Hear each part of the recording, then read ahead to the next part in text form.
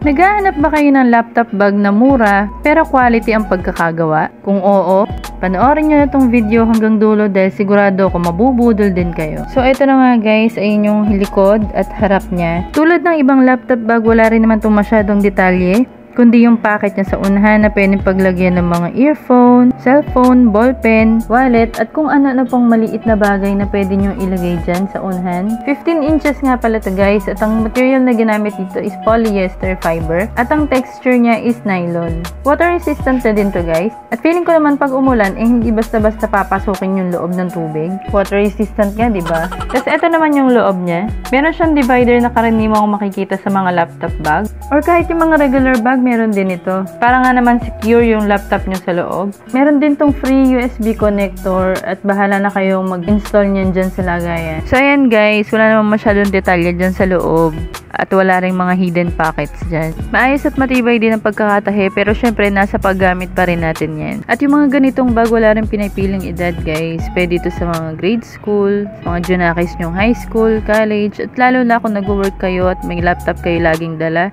pwede ito sa inyo. Kayo guys, sa 120 pesos, hindi pa patusulit sa inyo. So ayan guys, hanggang dito na lang at paki-follow naman po ako at ang page ko, Margo and Kalel TV, para sa mas maraming video pa na pwede ko i-share sa inyo. Thank you!